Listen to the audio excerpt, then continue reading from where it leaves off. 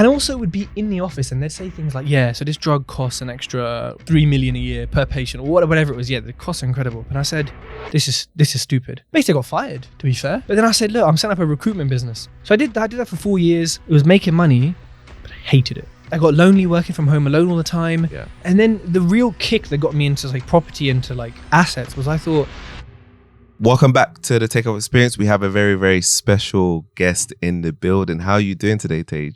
I'm good. You know, I haven't recorded a podcast, even my own ones, in a long time. Really? Yeah, I've just been busy with life, getting married, go on honeymoon, go on stag, doing my own residential house, which is totally different to like investment. So yeah, I'm excited to be here, man. And talk. Wow. When did you get married? Married in, I should know this, huh? Yeah, you should. Yes, you should know this. Married early August. We had 2 weddings, like 2 beginning weddings. But yeah, early August. And I went on my stag after my wedding. That's interesting. Yeah, why? I injured myself the day before going on my stag originally, and I couldn't. So I was like, boys, sorry. I moved it after, which was better because it was less busy. Yeah. You know, the kind of the drug use in Ibiza was less at that time. The drug use. Yeah. Okay. Like it was just, it wasn't too packed. I could actually dance. I could actually move. So, and I don't drink. So I'm there to dance. So I need space. So it didn't work out for the better, but it worked out for the better. Okay, nice. A beef. I was wondering why after. That's crazy. I got. It's just how we do it these days, isn't it? It's just style. And how many weddings did you say you had? You had like 2 weddings. Yeah. So I'm a Sikh, she's Hindu. So we had like 1 kind of wedding each as such, and then 1 like big party. So it kind of, and then during the week we have like kind of traditions that we do, cooking. It's a lot of like partying and eating, which is the 2 things I love the most. Wow. That's so insane. I've never actually been to an Indian wedding. You're missing out. I'd love to go to one day. It sounds amazing. Like it's just, yeah, a lot of people do them mad big and crazy and big and showing off money and all that, but like ours wasn't like that. But it was just fun. Yeah, it was just good vibes. Beautiful like, old barn we had it in. Mm-hmm. It was just nice. Like my wife did a lot of planning. I have to say this on camera. Yeah, she did everything and it was amazing. Okay, she did everything and you just contributed. I just turned up. Yeah. You just turned up because I know she'll be like, "Oh, I heard you said this. You did something. I don't remember that." And I'm like, "Okay, right, mate." Oh man, I mean, I suppose so. During that time, how was it for you? Was it like quite busy? It was busy because like, although she was doing most of it, I still had to like make decisions, still had to like chase suppliers. Yeah. Like I like, because I do property and it's like every project is project management, and even just running a business like is like project management to an extent. Yeah. So organizing the wedding, like for me, my mind just broke it down logically. Like this is a project. We've got an end date. We need this. We'll get 6 quotes each. If we like them, it was very logical to me. That's how my mind works. Whereas she was more like maybe emotional, and she doesn't really project manage the psychologist or a therapist. So she doesn't have that same like management. So I looked at it like, this is not that stressful. Mm-hmm. I'm sure I'll get some comments about that. But because of all the stress that we'll find out after. Yeah. So like, I just look at it logically and broke it down like I do with anything and said, okay, here's the steps, here's instructions. How do we get to the solution, and what are the problems and what are the obstacles? Like COVID, for example, we delayed it by like a year or 2 years. Mm-hmm. Various things, last minute people dropping out, this happening. So it was a project, but I think it's a lot more fun than a project. Yeah. But also maybe more stressful because you care. It's not like when I do a flip, for example. Obviously, it has to be beautiful. It has to look good. It has to have swag. Yeah. But it really isn't as much of a care as your own home or your own project. So a lot of transferable skills, I would say. Okay. Like, wow. From planning. That's crazy. And for the listeners who haven't met you before, I'm sure a lot of the listeners are going to be some of your listeners that will listen to this. Who is Tej? So I am a property investor, landlord, you could say, podcaster, public speaker. I have 2 books on Amazon. Yeah. My podcast has nearly hit 1 million listens. We're at 912,000. Wow, that's insane. Yeah, because I said I've been lazy the past few months. Yeah. We didn't get there. It is right now a pure property podcast. Okay. But it's actually changing. So by the time this gets released, it could be something, it should be something else. And that will kind of come. There'll be a launch party, all sorts of stuff around that. A launch party? So I love partying and eating. You do, Food and music, I'm there. Yeah. So that's kind of what I've done. I bought 15 properties in my first 9 months. Yeah, and we're going to talk about that. Yeah, that's insane. I think I raised about £850,000 of investor finance. So like loans from people like you, like me, just anyone, which I used to build the portfolio, which is worth about 1.3 million, probably more now because markets go up and they go down. Yeah. Done a few flips as well in the meantime, and I used to host networking events, which were really fun to be fair. But it's all sort of changed with COVID, and I've invested in crypto, NFT, stocks and shares. Wow, in everything. I get bored easily, as you can tell, and I am also buying businesses. So moving into the new year, I'm going to launch a restaurant or buy a restaurant. So yeah, kind of things are changing, things are kind of moving, but yeah, property has given me what I have today for sure. Yeah. Wow, that's insane. Okay, we're gonna take it back a notch a bit. Because of course everybody's definitely gonna want to hear about a property, but obviously we want to get to know the person behind, all of this. So you mentioned India. Is that where your parents from? Yeah, my parents are from Punjab, North India. Okay. And they moved here. My mum moved here when she was young from India. My dad moved here when he was a bit older from Africa. They went to Kenya. Okay. A lot of Indians, a lot of Punjabis in Kenya and Uganda. Yeah. So they moved from there, when they were, 5 or 6, back in the kind of skinhead era when racism was slightly more obvious. Ain't changed that much, has it really? But it's, hasn't really, but yeah, but we all think it has. Yeah. But yeah, in a period where obviously it was quite, I would say quite difficult for them. And there's, there's so much to talk about in that sense. But yeah, from Punjab, North India. And were you born in India or here? I was born here. Okay, born here. I think London, somewhere else? Yeah, West London near Heathrow Airport, Hounslow. Okay. Or Southall is kind of where I was properly brought up, I suppose. Yeah. And did you grow up in that area? Yeah. So born in Hounslow, grew up in Southall and Hounslow. My parents divorced in 2002. So I grew up in kind of both. Okay. They're both very similar areas, I suppose. Like, what's it like? Because I don't know them too well. I don't know Southall, Hounslow too. It's all Indian. Everyone's Indian. Everyone's really? Brown. Yeah, like Southall especially is little Punjab. Okay. Now it has changed in the last 28 years since I can remember. Indians have moved out. They got more money. They've gone to like Denham and other kind of posh areas, and it's definitely become, I don't want to say worse, but it's become rougher. Rougher? This is interesting, right? I think it's because as a property investor, I see it as people, like families lived there. They then moved out because they got more money. They then rented the houses out, didn't care so much who it's rented to, antisocial behavior. There's just, as much as it's like zone 4 on the Crossrail, it's like, they got new builds there selling for 400 grand for a 1-bed. It's mad. I think it has got rougher over time. Like when I go back and my dad still lives there, you sort of you hear things and you see things and, growing up there was amazing though, because I think culturally there, I'm a majority.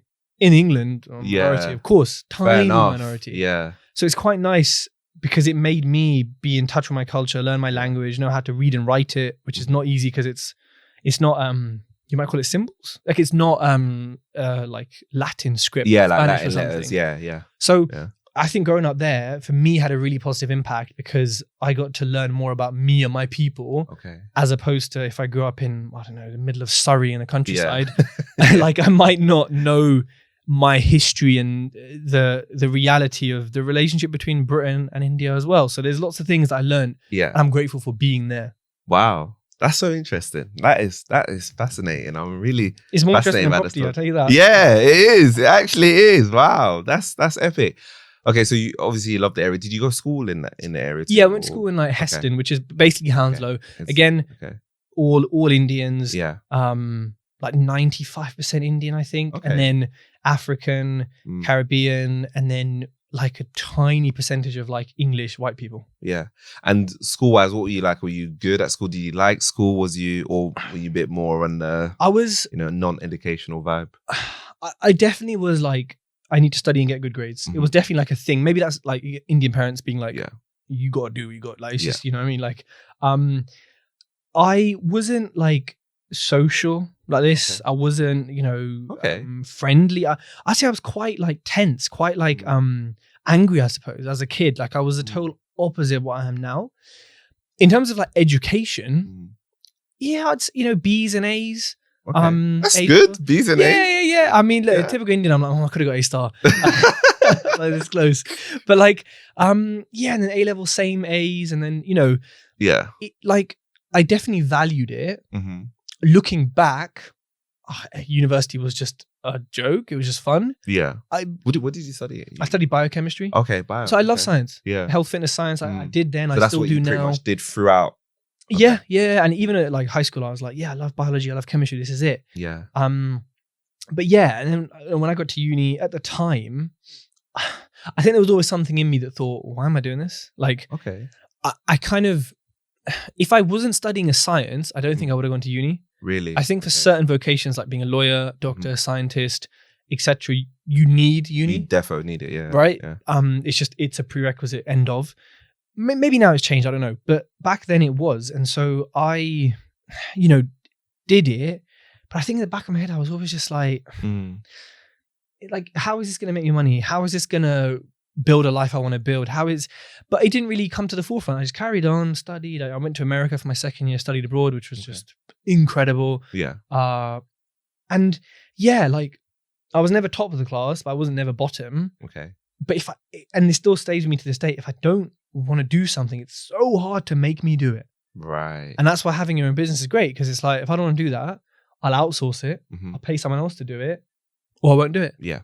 And that's why I'm changing from property, because I'm like, I'm cool. I'm done. We're cool. I'm going to keep buying property. Yeah. But we're cool. Next, Wow. So I'm just trying to, so the whole business, education not really being from you, was there somebody else in your family that was into business, or was it just something that, was there somebody that you looked up to that you're like, yeah, okay, this is what? I've been asked this question before, and like, there's no, I can't. You don't know, you're not sure. Yeah, it might have like, just been that's naturally you just. It might have been just rebellion from, like my parents, them being kind of. My dad's quite, I would say, a rebel to like culture and to like norms and traditions, and then my mum, to an extent, is as well. Yeah. So I think that came from them, and then. Like, I'm trying to, people say, oh, who did you look up to? Like, Mark Cuban, or I don't know, something. You know what I mean? Like, and I'm kind of like, yeah, when I was younger, there wasn't necessarily, like, my dad had his own business as a photographer and videographer. He does all my stuff. Like, he does all this for me. My mum was a head teacher. So, and she still is, but there's no one, even uncles, aunties, I can't think of someone who had their own business. I think it was just a case of the logical thought or theory of, why am I doing things I don't like? Life's too short. Why am I, and this sort of clicked as I got a job later on, and be like, why am I working 9 to 5, like, or 9 to 6 most of the time, even though my contract was 9 to 5. This also confused me. And I'm earning this, and then I go home, I spend an hour on the train, I eat, and I sleep, and I'm back here tomorrow. I'm like, I don't even like you lot I'm working with. Like, I'm like, I barely like what I'm doing. Like, I was just so confused. Like, logically, I was like, this does not make sense. There's got to be something else. Like, and I just thought, I can do what I like. So therefore, if I'm going to launch XYZ business, I'll be good at it. So, and I'm very, very logical, like, to my detriment. Like, I lack empathy. So I think for me, it was just a logical thing of, nah, forget that. What are we doing? Like, what can I do? And I can do it. Yeah. Wow. So what was that last job before you got into property? What were you doing? So I got a job after uni after about 50 interviews, which they don't tell you this when you're going for a degree, right? Come in, you'll be in the top %, you'll get a job straight away. Got a job at like a medical education firm. So like marketing in medical, but for doctors and nurses. Okay. So you can't be as, like, you just have to be very, some people say boring, statistical driven, etc. And then I was in there and I read this book by Ben Goldacre called Bad Pharma. Really good book for anyone to read. And also would be in the office and they'd say things like, so this drug costs an extra 3 million a year per patient, or whatever it was. Yeah, the costs are incredible. And it, it extends their life by 3 days. Yeah. And I thought, okay, I don't mean to be crass here, and every day counts. But are we really spending £3 million of taxpayers' money on this novel drug that's amazing and we're bigging up, that gave someone 3 days of extra life? Now, I appreciate that is an hour-long podcast in itself. Yeah, like, what's the price of life? But you have to take a view on it, and this is where my lack of empathy helped or didn't help. And I said, this is stupid. Like, if you said to me, Tej, do you want an extra 3 days of life at the end of it, but I don't know, your family, for example, are going to be paying this off for the next 10 years, which technically we all are through tax. Yeah. I'd actually be like, 3 days. I don't know. Like, it's easy for me to be like, no, I'd say, just forget it. But my logical mind just says, this is nuts. Like, there has to be, and that's 3 days not proven. It could be 3 days, could be none. Oh, really? Okay. Yeah, because it's drugs. Yeah, you react differently to me. Yeah, that's true. And I'd hear things like this every day and be like, what? I'm supposed to promote this? Like, do you know what I mean? And so I left that job, got a big pay rise, like 40% pay rise, like wicked. At another similar business, I didn't really like the culture there. And basically I got fired, to be fair. Okay. Yeah, they put me in a room, made me come in. I was like, flipping heck. Have my little packed lunch, everything ready for a normal day at work. Come in, see the HR lady, and she was all HR people, sometimes a bit, and I saw her and I was scared already. I was like, oh, no. So I went to the headmaster's office. And she goes, yeah, you're not performing, what we expected in the way you interviewed. Mm-hmm. And I basically was like, yeah, you're right, I'm not. Yeah. So yeah, got fired, went home to my mum and was like, that degree I didn't really do much for me. It's got fired. And she was like, silence. Wow. Silence is worse than words sometimes, and it's just like the breath and then the walk away. I'm like, oh no. Yeah. I'm disappointed. Yeah. It's just the look. And I told my dad and he was like, oh, wicked, what we do next? Like he's he's like the total opposite. He's like, so like he's just like a free spirit and like they look forward to the future. Like like okay, cool. So like he was a bit like, oh, what's your mum gonna say? I was like, nothing. That's the worst part. But then I said, look, I'm setting up a recruitment business because I think I had a friend who was doing it. He said he's going to mentor me. Still waiting for that mentoring. So yeah, I'm still waiting for it. I'm sure he sent me an invoice for it. I never got the mentoring though. And then recruitment was great business. If you're that guy and you can do it and do the calls, the money's good. Like, and you need minimal setup cost. Laptop, LinkedIn Premium, 40 quid a month. And I'm telling you can make thousands of pounds a month profit. So I did that for 4 years, and it was kind of golden handcuffs. It was making money, but I hated it. Yeah. And I got lonely working from home alone all the time. Yeah. And then started working like in-house. And then the real kick that got me into like property, into like assets, was I thought, right, if I do 40 calls in recruitment, I'll make $3,000. Yeah. Cool. But I have to be sat here for 4 hours doing that. Yeah. I thought, no, hold on a minute. Surely there's got to be something that if I put time into on the front end, for the end of it, for the rest of life, it'll pay me back. And basically what I was describing was assets. And I said, you know what? Like I need to wake up. Like if I want to wake up one day and bake bread, I will. Like today I'll bake bread in the morning. Yeah. Monday. Yeah. Let's bake bread on Monday. Me, because I can. Like this was the dream. Literally, I was like, nah. Because I'd go to my desk and sit there. And then it'd be like 5 p.m. and I'd be like, so, what have I done at 5 p.m. like looking at my thing, and I'm like, I've sat at my desk all day. I don't know what the hell I've done, but it's 5 p.m. And I wanted to get rid of that feeling. I wanted to be in a place where I could be like, okay, if I want to wake up today and do whatever I want, I can. So what came from that was assets. Yeah. And what then stemmed from that was property, which was, I want something safe. I want something risk-free or minimal risk. I want something that will make money while I sleep. Yeah. And then it led me to property being the safest asset at that time with the money I had to invest in. Yeah. Wow. That's insane. Wow. You said a lot. Yeah. And you went through a lot of trials and tribulations as well all the in time, your story. So I'm assuming that recruitment business is no longer. Yeah, it's no longer. I just sort of stopped it. Use the money from it as like a company loan with a property company to, be able to invest. But yeah, it's just there. Kind of stopped. It sounded like what you were kind of seeking was like an element of freedom for sure. And I feel like you can definitely get that in property. So I think I saw your YouTube, I saw your podcast. I'm working my way through actually your YouTube videos. And so you said you went from 0 to 15 properties in 9 months, which that's not even borderline insane. That's crazy. That's insane. That's like that's how I felt insane, like on steroids, right? Because that's more than like a property per month, right? Yep. So how did you actually manage to achieve that? Can you walk me through how that happened? Yeah, sure. So yeah, it is more than a property a month, and actually it ends up being about 4 because I refurbed all of them. It wasn't just here's the keys to rent it out. You refurbed all 15, all of them. So and they're 200 miles away from home. So there was a point where I had 5 or 6 at the same time being refurbed away from home. Yeah. Now let me tell you something. Managing one close to home is so difficult because the builders are just dicks. Managing 5 away from home, like it actually broke me. Like I had a full breakdown. I was just like, I can't do this. This is nuts. Like I'm grateful that I've done it. And people always like, oh, Tej, I want to emulate you. Like my mentees are like, oh, I want to do the same as you. And I'm like, I really don't think you do. Like, because, it is a riskier way of doing things. I mitigated the risk, of course. But in terms of the steps, okay, so I suppose you need two things in property, or maybe anything actually, to work. You need money and you need deals or property. Yeah. My brand got me the money. Okay. And it actually got me some. Is that because you started your Instagram page? Yes. You're doing your documenting on YouTube? Yeah, I started this end of 2018. I hadn't done a single property viewing. Like really? I was new. Yeah. So I was literally documenting like me learning. And that's why people really connected with me, because they said, I'm in the same page as him. But like, and you know, I'd be in a podcast asking questions that I actually wanted to know because I didn't know them. Yeah. Now I ask for the viewer, for the listener. But then I would be like, yeah, so what's this? I'd be like, oh, cool. So because of that, people connected with me emotionally. I was authentic from day one. I showed the reality, things going wrong, me, you know, feeling like crap, doing this, teaching people about different structure, you know, just helping and adding value.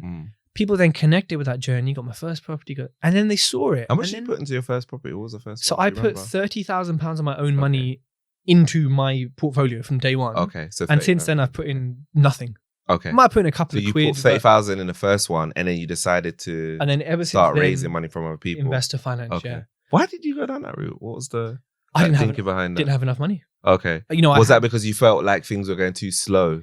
Yes. Yeah. If I use that, I had a bit more than 30 grand. Yeah. But I think it was 50. I probably had 4 property. If I just used that and did my strategy, I would have probably bought 2 properties a year. And after like the 3rd or 4th year, that 50K would have shrunk and shrunk and shrunk. Okay. So basically, I'd be sitting to you here with, I don't know, 5 properties. Okay. Oh, I can't do that. Yeah. Like, property is so slow. It's so antiquated and outdated. Yeah. Everything's like a dinosaur process. Yeah.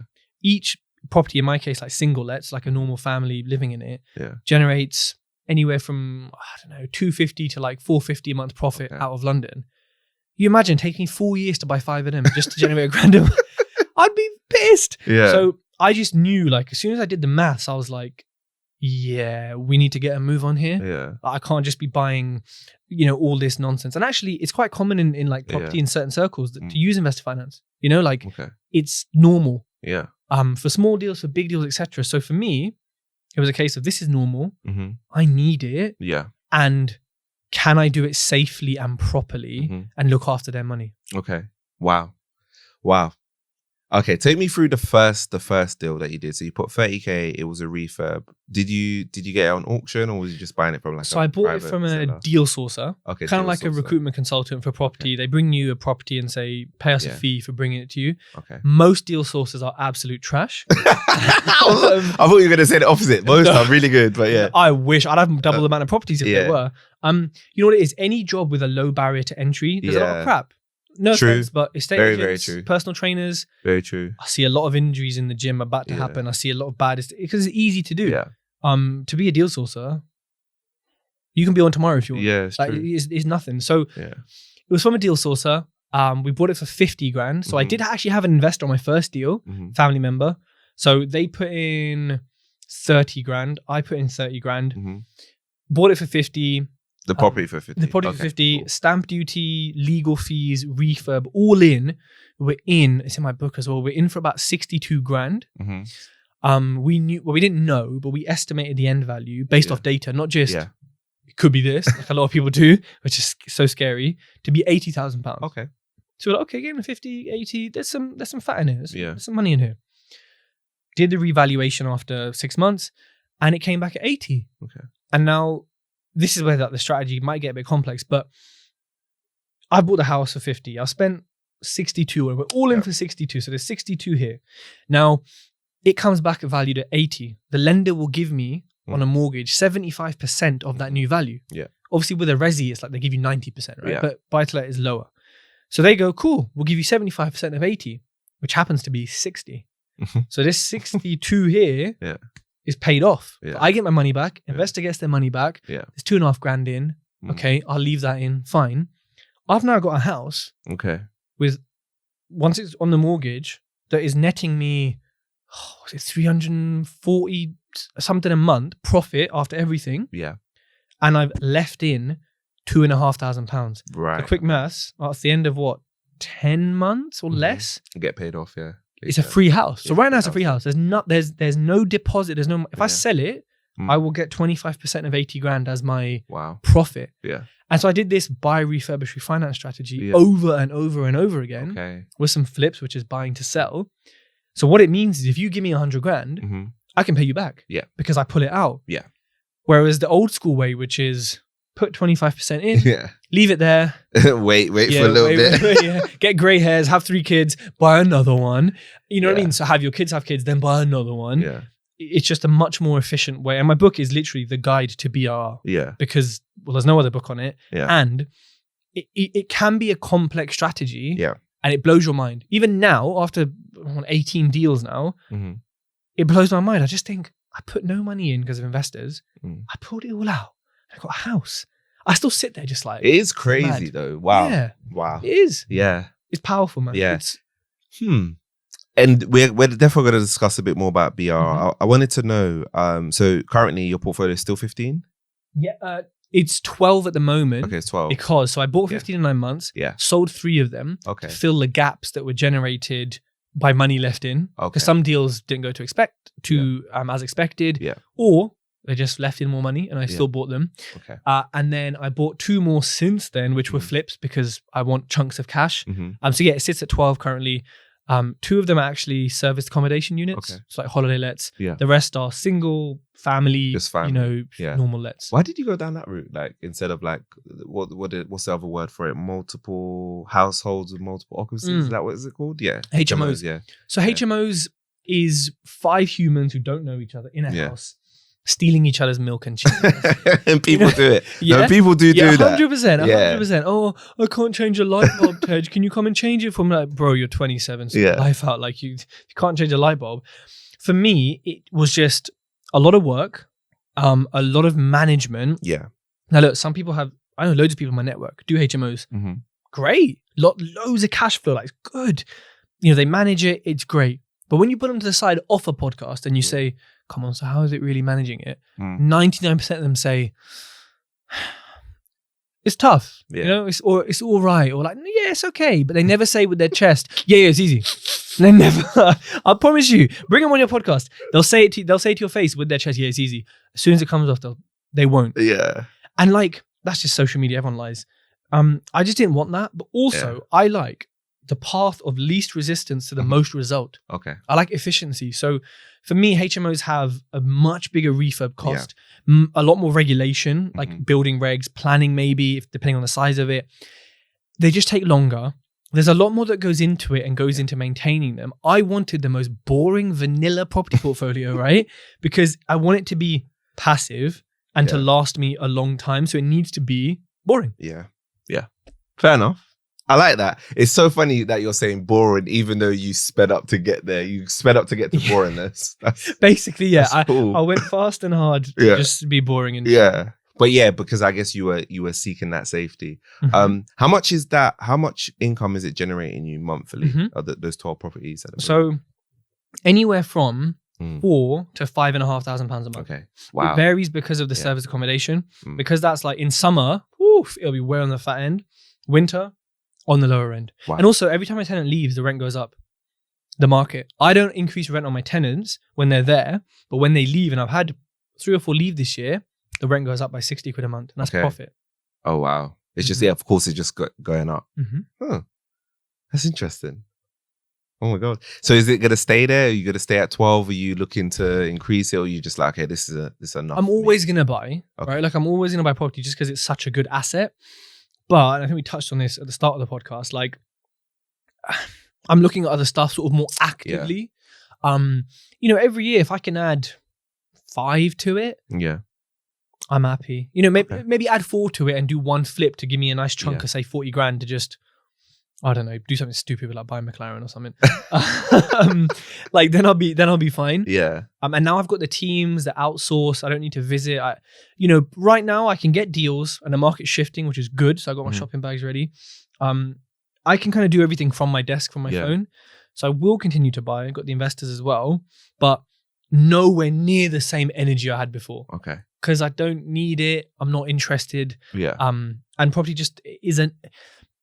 Like some people do it for their whole lives and they're passionate. And I love that for many reasons. Yeah.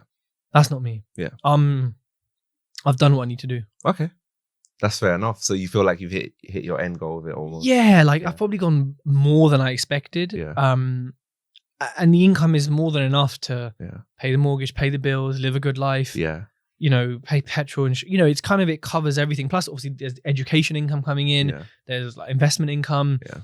Yeah. So, and now I've got flip profits sitting there that also needs to be invested to generate. So I'm sort of in a position that, I wanted to, I've been in this position for a bit now, but now it's kind of in a place where, it can just really take a backseat. Yeah, fair enough.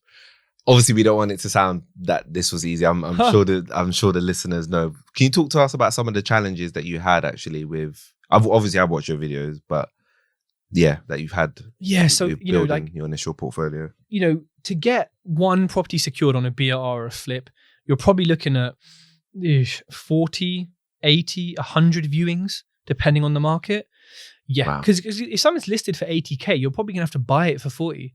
So you're really putting in the work, pissing off a lot of people in the progress of it, in order to get a deal. If you're doing HMOs, it's a lot less because you can offer asking sometimes because you're adding so much value. You're changing the fabric of the building. With what I'm doing, you're not. You're kind of re-adding value that they lost by letting it be deteriorated or being in bad condition.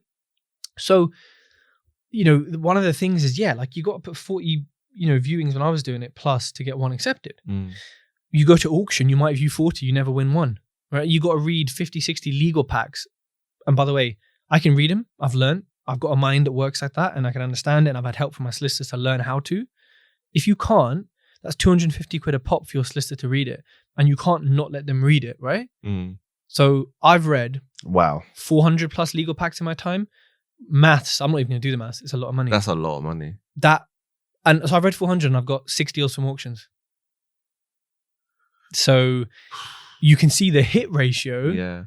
Yeah, okay, I've made more money than I've spent. But if you're starting out, looking at that bill and that even mentally having to do that, it's a lot. So there's that kind of, it's a numbers game thing at the start. You have to be able to put in that work. I've done viewings, days of viewings, 10, 15 viewings a day, no lunch, nothing, just boom, boom, boom, boom, running around, wet socks, wet shoes, no. It's all up north. Yeah, well, in Wales where I'm at. Okay, Wales, okay. So just, wet and cold and just miserable. And but you still have to beat it and you have to come out of the property, do the spreadsheet there and then, whilst I'm still learning because I was new, put an offer in because you need to be in there and onto the net.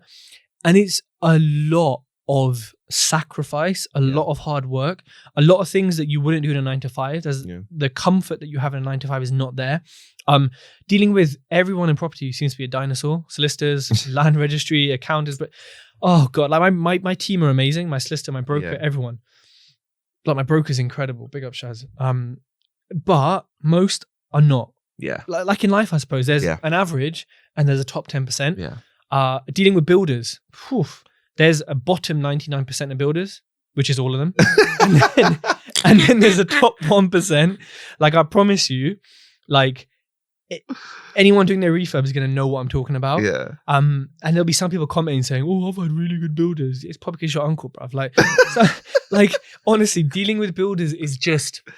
That's the part that when I think about property, that's the part that scares me the most because I feel like everything else is almost binary in a way. It is, yeah. If they don't do it, but with that, it's almost a bit more subjective. How do you know if they're plastered right? Exactly. Till the ceiling falls on your head. Yeah. And I've had this, and again, people don't have enough construction knowledge and YouTube and books are incredible for this, but they go into a refurb, like I said, just, we'll find a builder and they'll do it and then it'll be done. Yeah. It's no, there's so much shit that goes into it. Even finding a builder takes, for my own residential, I've spoken to 40 plasterers. I've had about 8 quoting and I finally picked one. For my cottage I just did, I spoke to about 120 trades in total and then I picked 6 worked on the house. Wow. That's me sitting there getting part of, I'm not free until next September. Or them coming over and saying, 40 grand for a 20 grand job. So there's a lot of that numbers game thing, but obviously from that comes grit, comes determination, comes patience, comes knowing why you're doing this. Because if you haven't got a strong why, you're not going to sift through this many builders. You're going to say, "Oh, I can't be bothered," Yeah. So, working with builders in itself is like a, yeah, man, it's seem broken stress. From it. I'm broken from it. That's why now I only work with one builder and he's incredible. Yeah. And I trust him, and and I've never found anyone like him since. Like there's always something. There's always, I've had one builder once call me, be like, "Oh, Tej, can you transfer 57p to my account? I need to get a little plastic." I was like, bro, how are you running a business, a successful business, when you're asking for 57p to cash flow you?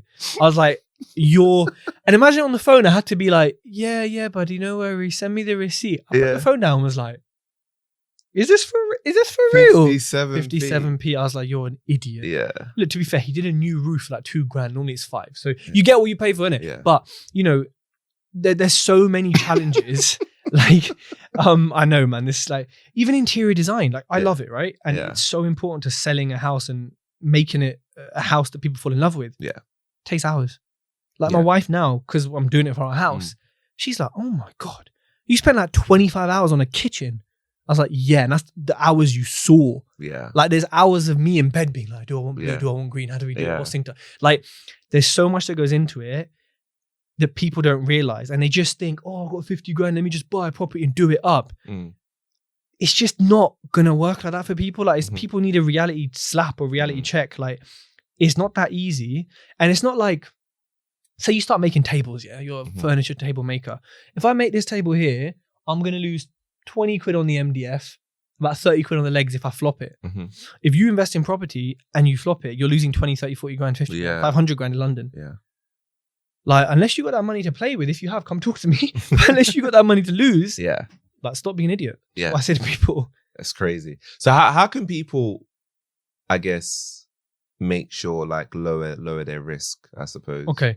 Education is the way. Education and mentorship. Like there's free stuff like this podcast, like my podcast, like my YouTube, etc. that you've seen.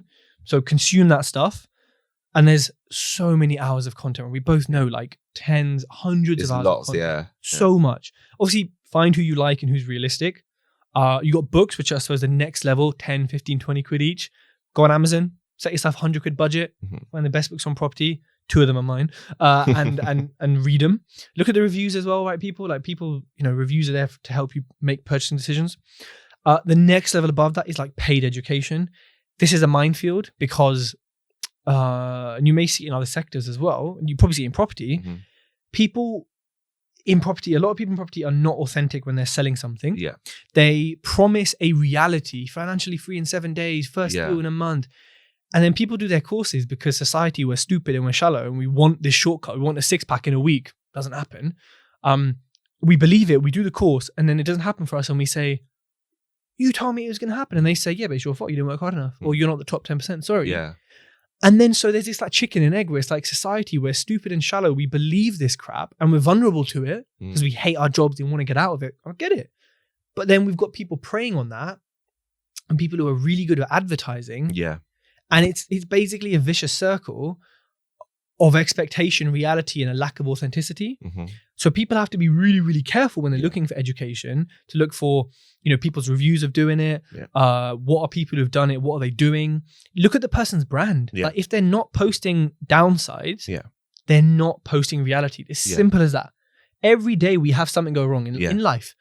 And if someone's not showing that at all, it's fake. Yeah. Even if you could say, oh, but they're just not showing it. Okay, but that's still fake. Because you can't present a brand or an image. I can't say I'm a property developer and just show you the profit and the good stuff here whilst being like, yeah, it was tough. Yeah, cool. Anyways, no. I'm like, it was tough and we made some money. No, that's cool. But it was flipping tough. And so that's missing. So people really need to do their research on education. Like do the free stuff, do the cheap paid stuff, and then do your research. Like I said, if they're not showing the downsides, fake. Yeah, I remember a video of yours. I think it was, it might have been your first property actually. I remember the one, what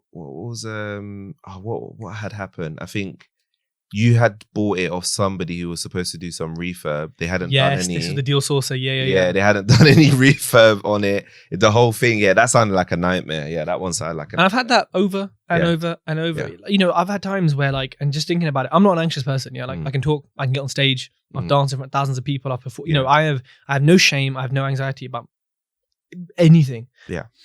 But when you're doing a refurb, and when I wake up, and I think a lot of people do this, I don't like looking at my phone. I like doing my meditation, doing my thing, and then looking at my phone.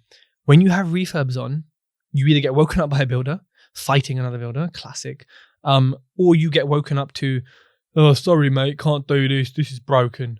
Like, use your flipping, like, don't come to me with problems, come to me with solutions.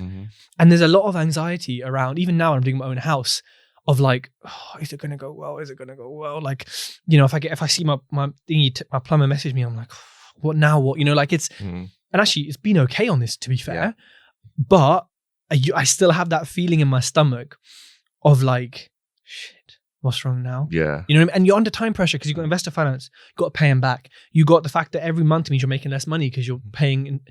And so, you know, there's a lot of, and this is for someone who doesn't get anxious, doesn't worry. I'm so carefree. I'm so chilled. That as a person, I'm just like, whatever. Like, things don't bother me. I'm feeling like this. Like, if you're someone who has anxiety or feels, you know, it gets easily stressed, like, this is going to be, don't come and say, I want to do what Tej did. Okay. Like, because, like, you don't. Yeah. Like, I barely scraped by and did it, like, without being scarred. And I'm definitely scarred. We're all scarred from life. Like, so it just takes, and you were saying, you know, like the kind of issues, it just takes such a strong person. You can become a strong person to deal with it. But yeah, that anxiety is just like, and people have messaged me on like Instagram to my stories saying, I feel the same thing. Yeah. That refurb anxiety is real, man. Like, it's not spoken about. Of course it's not, like, because mental health isn't like, spoken about enough. It's tough. Wow. Talking about anxiety, interest rate rises. I'm sure that must have given the whole of the UK anxiety. How has that, like, has that had an impact on, I guess, your portfolio? No, because because I fixed it for 5 years. 2 years ago. Because I did a calculation. Me and my broker, we sat down and did a calculation and said, if we fix it for 2 years, it's cheaper. But if you fix it for 5 years, it's meant to be more expensive. But all the fees, all the legal fee, everything taken into consideration over a 10-year period, the time, not financial advice, it was better to do 2 5-year fixes than to do 5 2-year fixes. So I said, and it's less hassle. So I said, let me do 5 years. So I had one expire a few months ago. And yeah, that was unfortunately when the rates went like crazy high. Yeah. I think my mortgage increased by 35 quid a month. Okay. But then my rates have gone up on that service accommodation. Yeah. So it hasn't really affected me. I think inflation affects us all, obviously. But no real effect. Okay. Let's see in a year or 2 or 3 where we are. But you know, you see the news headlines. People are selling up. People can't afford. Yeah. You know, I've seen the people's like stories where they're like, yeah, you know, now the mortgage is at 500 quid a month, the rent's at 550. Yeah, making no money. So yeah, you know, one person's misfortune is another person's fortune because I can buy that house and I can make money off that, and that's you know, like, it is what it is. It's just a circle of business and a circle of life. Yeah. Do you think buy to let is still viable though in this current environment? I think it is. Yeah. It's definitely not as viable as it was. Yeah. Single lets are definitely harder. Rents have gone up as well though, so it is viable. They haven't gone up as much. They haven't. No, they haven't. No, and they don't go up as crazy. You know, like interest rates just jump, and you're like, it's nonsense. I mean, rates are coming back down though for mortgages, definitely. Even though I think the Bank of England just increased it, and I think they're gonna again in the future. It is viable. It just means you have to get an even better deal, which means even more work. And this is why, like, you know, so when periods like this happen, I'm like a bear. I just hibernate. I just take it easy. Like, am I gonna do 80 viewings now when I used to do 40 to get one deal? No? Yeah. I'm just gonna do stuff like this all day. Yeah. Like, chilling on podcasts, chilling on podcasts, play FIFA. Like, I'm not gonna be inefficient when I don't need that property right now. I don't need the risk of rates going up or like having to squeeze everything out of this deal. Like, nah, I'm good. Yeah. See you in a few months. Yeah. Bye. Cool. Not everyone has that luxury. Yeah. I've worked to a position where like I can do that. Yeah. And it's a choice as well. But it is viable. It's hard. It's just made it harder. Okay. And has it made it harder on the flipping side as well, do you think? To an extent, because I suppose like my residential mortgage, I don't know what it is. It's like 4.8. It's too wow. Yeah. I remember when we first looked like a year or so ago, it was like 2.2, 1 point isn't. But because I'm self-employed, because, you know, blah, blah, blah, one lender was available and it was slightly more expensive, but it was still market rate. So situations like that, like I'm looking at, you know, people are looking at their mortgages to buy the house and they're saying, maybe I'll just stay put, you know, because I can't afford, and bills going up. And, you know, when I get my Tesco order, other supermarkets are available, I look at the basket and say, what? Boss man, I paid £70 and that's what I'm getting now. I used to get a lot more for this amount of money. And so with all that combined, yes, people buying, they're going to be in lower numbers. They're going to be more like knocking your price down. I think that's been happening. It's been reported that prices are coming down. Again, you got to have a better deal. Yeah. You got to hibernate. You got to, maybe wait it out a little bit. There's various things you can do to like reduce the risk on a kind of micro level, but it does make it harder. I mean, I'm lucky I sold 2 of my flips just before this madness. Yeah. If I was selling one now, I'd probably expect to get chipped on the price. Really? Whereas before, I was sitting there like this, like, yeah, how much you offer me? What are you bringing to me? Like I was Henry VIII or something, like literally like what you bringing to the table. Yeah. And now I'm like, please. Yeah. I'd be like, please, sir, can I have something? Like, that's the market, feast and famine. It's just the market. Yeah. And I feel like that's some of the pitfalls. Because I was thinking, flipping sounds so cool, but what are the pitfalls? And it sounds like in a potential recession, you might lose out on it. I mean, look, spend all this money and people all are still that. moving houses. Yeah. People are still buying. Yeah. But, you may have to take a hit. Yeah. And that's like, we're all taking a hit, right? Like we're getting less from our shopping. We're spending more on fuel. Maybe not going out as much, although, I don't know, you take a walk around London. I know, London. Recession where? Who? Like, I know. I was thinking there's no recession in this city, man. And like the Christmas shopping, I'm like, seeing people with, I'm like, okay, so bills, what, you're just not putting heating on, but you're, so it's crazy. I don't know what you see in the media and what you see in the streets. And I appreciate it's a certain group of like society, etc. Yeah, the market's always going to affect you, but it's also not good to have the mindset of, I'll wait. Like people said, I'll wait till after Brexit. Oh, COVID happened. I'll wait after COVID. Oh, now we're post-COVID. So I'm waiting for... Yeah. Do you know what I mean? It's like, what are you waiting for? Like Michael Jackson to come back? Like, you have to just... it's not wait and buy property. It's buy property and wait. Yeah. I like that. I was wondering, because flipping, I watched a few of your videos. What realistically, in this current environment, what would you say is like the minimum amount somebody would need if they were to flip? So looking at investor finance, maybe some of that. So the easiest way, because the number varies depending on where you are. London, it's I don't know, 300 grand. Yeah. In the north, it's 30 grand. Yeah. The easiest thing to do is simple. Is to say, right, I need 25% of purchase price as a deposit minimum.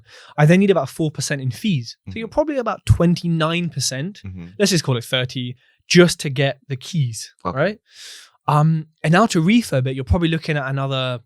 In most cases, for a flip, probably 15 to 30 to 40% of purchase price. Okay. So 100 grand house, you need 30 grand deposit, fees, and to get the keys. On top of that, you need 15, 20, 30, 40 grand to refurb it and flip it. Okay. So add them up together. That's how much you need in cash. Yeah. Doesn't have to be your cash, but it's how much you need in cash, because the 75%, a bridging loan, a bridging company, which is like a mortgage for a short-term like refurb, they'll give you that. Yeah. So all you need is 20, well, not all you need, it's a lot of money. You need the 25% plus the fees of 5% plus a refurb of 15 to 40%. Most of the time for a flip, it ends up being 40 to 50% of purchase price in cash, some type of cash, to do a flip, to get the keys, do a flip, and have the keys at the end and say, put it on the market. Yeah. Yeah. How have you found that yourself? Because you've done a few. How have you found? As in how I found flips? Yeah, how have you found the general process of doing it? Because obviously, I guess you can do a bit of a comparison. So you've got the buy to let that you have bringing you stable cash, and you've got the flips, which you're doing a bit of work to them and then trying to sell. Yeah, I mean, it is always sad selling a house because you know that it's an asset and it could work. Sometimes it doesn't work to keep it. Like the numbers just don't work to keep because the price is so high, but the rent is not as high. Like in London, so the yield's not very big. Yeah. But I think apart from that, like I prefer flips because I can spend more. Yeah. I can have a better kitchen, a better bathroom. I can go proper high end and functional. But whereas in a rental, it's more, mine are good looking and they're better than most, I would say. But they're still functional, durable. They're not as sexy, stylish, crazy as I do in my flips. So I prefer flips for that sense. I like cash flow. I like having chunks of cash. I probably prefer having chunks of cash, to be fair, because it's like people want passive income. Okay, let's say my portfolio is bringing in 50 grand a year.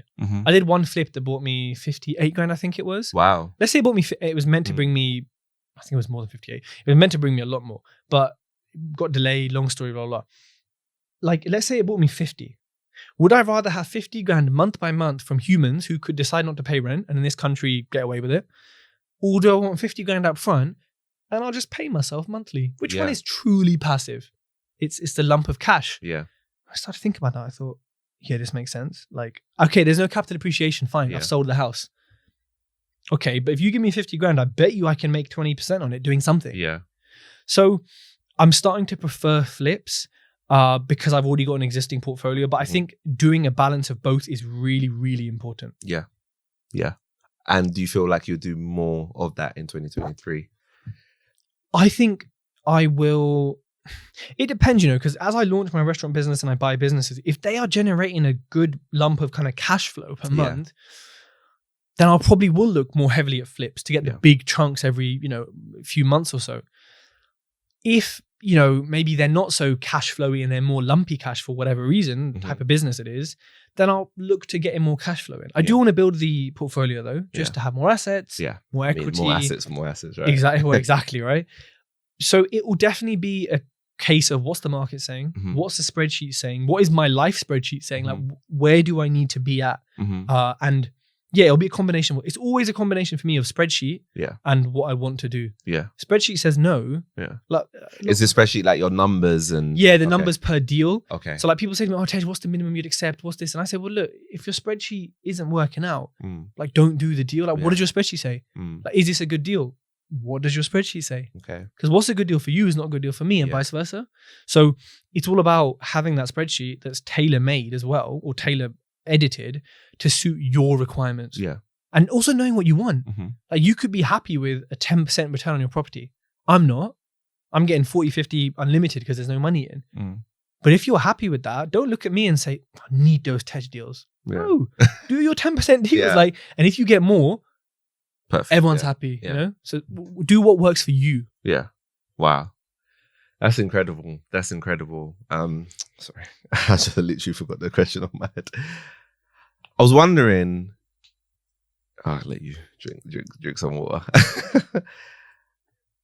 2023, so you said that you buy property in Wales, mostly in Wales. Is that where you'll be looking at in 2023, continue Wales, or will you start to move to somewhere else? The government is a bit, they're socialist, no issue with socialism, but they're backwards. Okay. And they have a lot of policies that go against, they hate landlords like all governments seem to do, misdirected energy, I think. And I think it's going to be a tough place to invest as we move forward. Okay.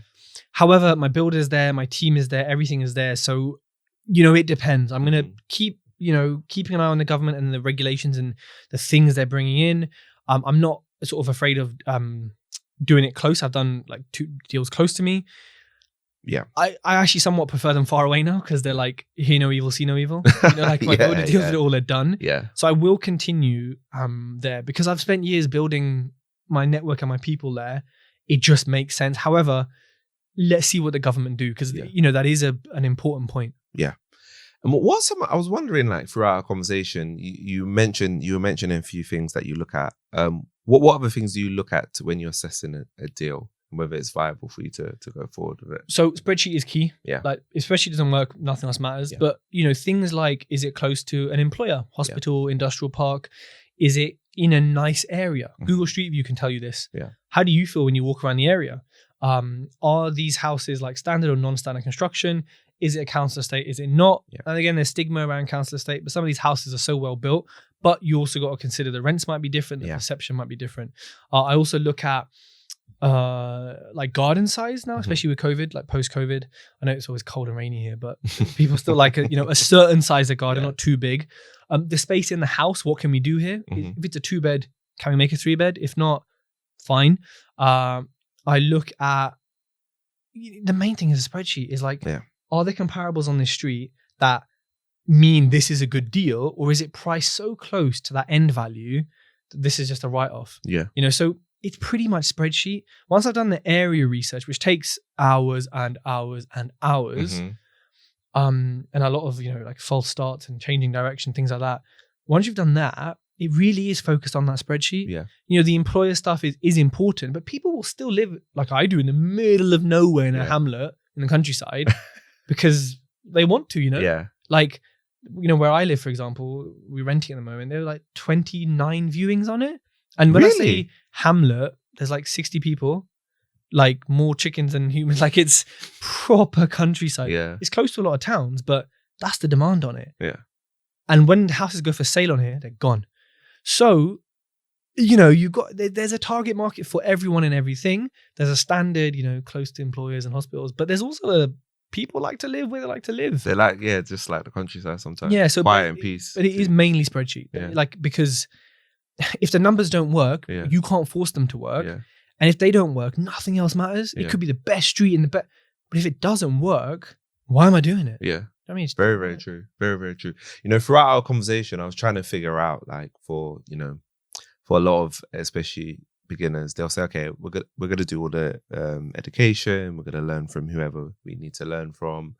But for some people, I guess they're in that little bit of a pickle where maybe they don't have a high earning job, so they maybe not be able to pull up the deposit themselves. But then raising money, like, what would be their credibility to even raising money anyway? They wouldn't have any, right? So they're almost in a catch-22. There's nothing they can really do.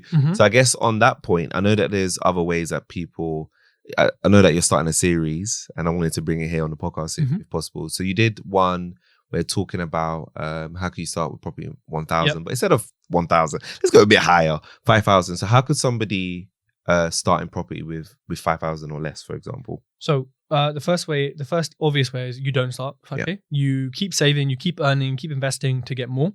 Secondly, you can spend some of that on your education, which will teach you how to raise finance, how to do what you need to do. And your self-education, networking events, just being, you know, a better person, I suppose. The actual property strategies you can do, one is deal sourcing. Great way to get into the best way to get into property, because you do the whole sequence, you know, from start, refurb, everything, but just for someone else. Decent money as well. And you get in bed with estate agents, build it. It's just great for you to start. Like I said, many of them are bad. So there's deal sourcing, and you can do that for less than 5K. Like there's rent to rent, which is, some people call it subleasing. Essentially, you're the landlord. I come and say, right, you got a big 6-bed house. I'm going to give you $3,000 a month.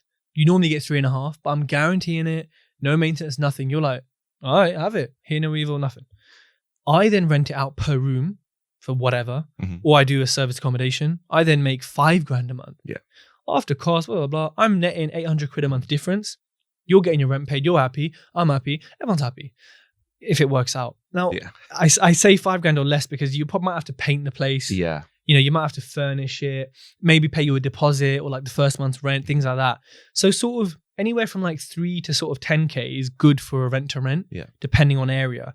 That's a very, very popular strategy for beginners. I looked at it, I just didn't need to do it. So deal sourcing, rent to rent, or you just keep saving or you invest in yourself. And this is to help you build that initial pot so you can progress in property. And you have a bit of a case study. Even if it's rent to rent, you can still say to someone, look, we're adults, we can do this property business, you know, let's talk about investing, you know.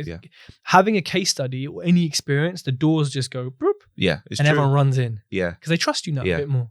It's true. And you are learning actually on the job. It's just on the job learning, and hopefully you can, you know, get a bit better. I wanted to ask you this question. So if you were to restart property again, what would you do differently? As crazy as it is, I'd buy more houses. You do what you did, but just a bit crazier. But crazy because COVID hit, right? And if COVID didn't hit, it would have been 20 properties in like 12 months. Like it would have been more. So for me, as much as it broke me, when you look back, you're like, it broke me, but I'm not in that moment now. I'm good. So it's like hindsight, right? You're like, that was really tough. I really hated that, and it really annoyed me. I'll do it again. You know what I mean? It's like that toxic thing that we do as humans. But I also know the result of it is so good. So I genuinely would buy more properties. And I would have if it wasn't for COVID. You know what? To be fair, I would have had a mentor. I think I just got by with like the free education, and because I started a podcast. So I was interviewing people. So you're kind of getting mentorship. in a way. It's very strange because I'm sure you didn't start the podcast for that reason, but it just kind of became that too. But I think I would have had a mentor who like I could go to, even just for my sanity, like every week or month, and be like, dude, my builder said this, is this true? Like I'm struggling with this, or like I'm raising finance, I've done these 4 methods, what else can I do? You know, or for them to be like, how's the project going? Show me the pic, you know, like I do with my mentees. I know the difference it makes in some of them. Some of them are achieving incredible things already. And I know the conversations they're having with me. I think I didn't have anyone to have these conversations with. I just had to talk to myself, you know, or people, my friends in my network. And that's never a mentee relationship. As much as it is casually, it's never like, so what are you doing? Why haven't you done your targets? Why haven't you hit this? What's, you know, it's, and so I think having a mentor would have guided me along the way a lot better. And I would have bought more houses, and I would have just been healthier in a few ways. And it would have just guided me. It would have given me something that I didn't have, and, you know, probably had less issues. Like I've had so many cowboy refurbs that now I think I'm clear of them. But up until maybe 6 months ago, I was getting calls saying, hey, Tej, this fell off or this came off. And I'm like, that was Cowboy Chris who did that. Wow. And I'm like, I didn't even admit, like, I had to fix. I don't think I'd have those if I had a mentor. Like if I really seriously had a mentor, like, right, we're doing it once a week because I needed it that much, given how much I was growing for 6 months, done. Like it would have just, I would have been even more of a monster in a machine. Wow. I love that. Absolutely love that. And you mentioned at the beginning, property sounding like you might just be going away. What's the reason for that? Property is so antiquated, it's so outdated. Everyone's a dinosaur. It's just we need properties on the blockchain as NFTs. You know, like we're just so far from the rest of the world in tech. And as someone who's impatient and someone who can't stand injustice, or I mean, a big word to use for like the sector being really old, but like who can't stand like just dumb things. Like if you're a painter, but you can't paint well, why you're not a painter? You're an idiot. Do you know what I mean? Like your job title is idiot. So like things like that I can't stand. And same with property. I'm like, why haven't you responded to my email? So why is it taking you 6 weeks to shuffle your papers? Like shuffle them and get them, like, you know what I mean? Like, and so I just think this is stupid. For the result, this is stupid. So that annoys me. And I was always going to set up a restaurant and like a garage, or maybe like a branding it. I was always going to do this stuff. And right now I'm at an expiry date, expiry period of, I've gone off, you know what I mean? I'm getting dashed out the supermarket back. Like I'm out of date for property. I've done what I need to do. I will always buy property, like I said, because it's an asset. Like I'll always buy stocks. But I just have an interest in so many other things. And I need that change because my mind, and again, probably another reason why I haven't produced content apart from life is because I haven't been driven to be passionate about making that content. And so because of that, it's time for a change. You know, I've got so many things I'm interested in, I want to talk about, right? Health, fitness, cars, you know, branding, businesses, food. There's so much I'm passionate about. I can't really talk about it when it's Tej Talks property. And also, you notice it doesn't say property on my brand. Okay, so you already started making. This was from day one. So you know. So I knew in 2018 that Tej Talks is going to be more than property. Which is why I never had it printed or on any. Smart foresight. Wow. So the next thing for you sounds like it's going to be the restaurant. When's that? When are you planning to launch that? I'm trying to buy restaurants at the moment instead to kind of. Are you going to buy it and then change, or buy to learn? Case by case. So I'm trying to buy businesses in general. One of them being restaurants. If, you know, it doesn't happen by February, I can't buy one. I'll launch sort of end of Feb time. But right now I'm focused on changing my brand. I've got like a group of my friends in like a focus group. And we're going through how it's going to change, where it's going to change, how we're going to do it. When that happens, and that'll take a bit of time and everything needs to change. And I've got to record lots of podcasts. I'm building like a studio in my office at home. Love that. Yeah. So it's gonna be nice. Once that happens, then I can launch it. But I mean, you know, I'm at the stage of not ready to launch, but the research is like, I've got huge spreadsheets and documents. We're getting good to go pretty soon. Just need to launch. Just need to launch. Thank you so much, Tej. It's been amazing speaking to you today. Where can people find you? So if you type Tej Talks into anywhere, you should find me straight away. But Instagram is probably the easiest place to get hold of me. But YouTube, Amazon, any podcast player, including Spotify. Find me. Facebook as well. But Instagram is where I respond the most. Awesome. Do you have any final words for the listeners? Oh, final words. Yeah. If you're going to do something, do it properly. And if you're going to commit to something, commit fully. And it's okay if it doesn't work out. It's okay if it fails. It's okay to make mistakes. But don't go into something half-assed and don't spend too long reading, analyzing. The amount of people who say, oh, Tej, I've spent 3 years just learning. I'm like, you're an idiot. What have you spent? How, like, it's not that deep. Like, okay, there's a lot to learn, but come on. So people, like, take action. Don't get stuck in analysis paralysis. Speak to us. Speak to someone who's doing what you want to do and do what you want to do. Yeah. Fantastic. Amazing. As you hear it, ladies and gentlemen, listeners, you've heard it from the man himself, Tej Talks. It's been great speaking to you. Thank you so much for being transparent and just giving us a complete understanding of what it takes to because I think it's very easy for many people to be like, oh my God, he got 15 properties in 9 months. Like, I'm just going to jump into it. And they don't understand what the realities of it is and how difficult it is. It's not that it's not possible. It is. It's just very difficult to do. Agreed, very. And you do there are steps to it because obviously, you had several things that a lot of other people weren't doing or wouldn't be doing, right? You started a podcast, you put yourself out there, you were building a brand, and at the same time, a lot of people wouldn't be doing that, So really, really grateful to have you here on the podcast. Listeners, watchers, I hope that you've enjoyed this episode of Take Experience, and we'll see you next week.